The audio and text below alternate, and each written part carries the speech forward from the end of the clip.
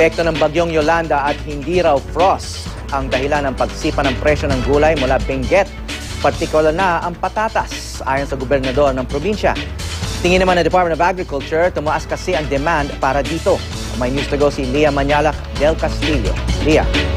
Howie, hindi nga raw ang frost o pagyeyelo ng mga gulay ang naging dahilan ng pagtaas ng presyo ng ilan sa mga gulay na galing dito sa Benguet, kundi patuloy pa rin daw itong epekto ng bagyong Yolanda kahit na 2 buwan na nga ang nakakaraan.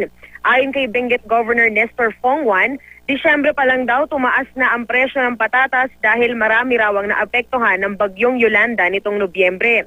Bagamat hindi raw direktang tinamaan ng bagyo ang Benguet noon, binayo naman daw sila ng malalakas na hangin.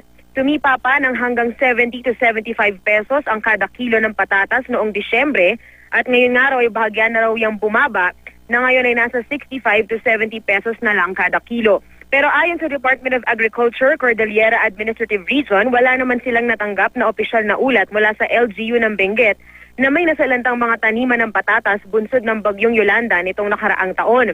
Ayon kay Regional Executive Director Marilyn Santa Catalina, posible raw na ang mataas na demand sa panahong ito ng patatas ang dahilan kaya tumaas ang presyo.